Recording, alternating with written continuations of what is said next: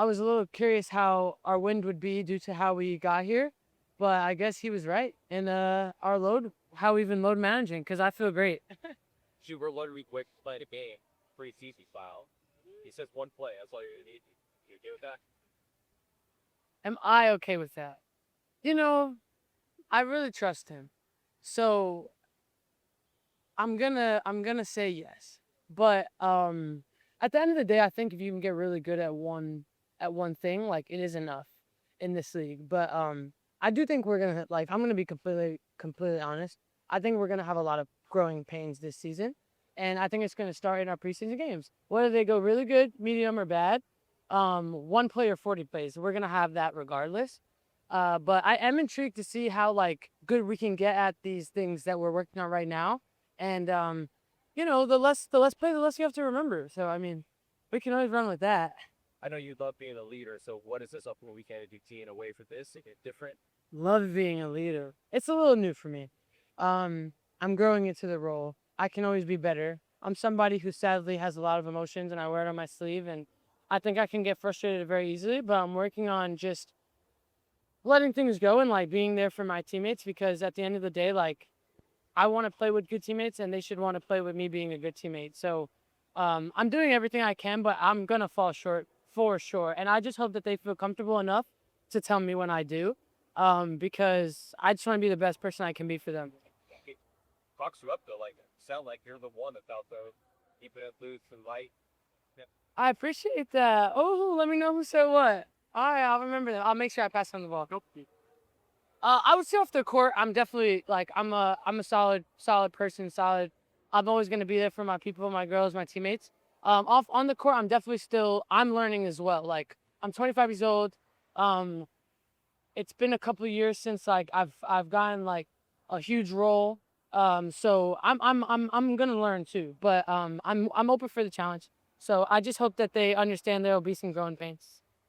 Going back to the 5-on-5 you ended today, what were some of the major takeaways from that experience? Some of the highlights for you. Yeah, I think some of the major honestly, like I'm gonna shout out Nards right now. Like I haven't gotten a chance to see her play. I haven't gotten a chance to see her like length in like a full 5-on-5 court action, and like she was everywhere, man. She was rebounding the ball, she was pushing the ball, she was shooting threes, she was getting to the basket. Like I think that's a big takeaway. Someone so young like Nards, like you got a 21-year-old who's never played in the WNBA, who's getting up and down for the first time with us, and she's hooping. So like that was really dope to see like our youngins get the system super quickly. Um, but at the same time, I think that we did things that, you know, we need to learn from, which is just like getting to the second side quicker, defensive tendencies quicker, stuff like that. So for me too, you know, that's on everyone. But it was fun. I had a good time, and I'm just glad that I'm not throwing up onto the garbage on the side of the court right now. So I'm proud. Emily, treatment all about building habits. What one habit you really want to lock in the play? You guys are getting close to receiving the hand right. That's a really good question. Oh, I would increase. That's a really good question. I'd say personally or as a unit. I felt Okay, as a unit, I think a habit that we really, really, really need to hang on to is to get to the next play, get to the next thing as quickly as possible. So, like, if something goes wrong, next thing. I think that this league is the definition of get to the next as quickly as possible because we play about 3 games a week, and you know, I've been in locker rooms where you lose a game, and now you're thinking about that one game for way too long when we literally play tomorrow. I think that's a huge habit that we can create in the most positive way.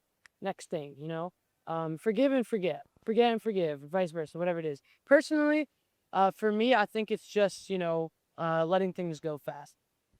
Miss a shot, it doesn't matter. You know, turnover, it kind of goes into next play, but in more of a personal thing. So, hopefully, I think that's a big thing in basketball. Hopefully, we can get it down, and you know, I think the more we play together, the more we'll learn each other. Coach has been a big proponent of a player-led environment and making it player-led environment. How has that how has that affected you, or how has that made you a better player, better leader? And what does it feel like to play for? No, yeah, it's like it's funny because I think an example happened today. Like, yeah, it does make me a little uncomfortable in a good way. Like I'm like looking at him like, well, you gotta say that. He's like, so tell him.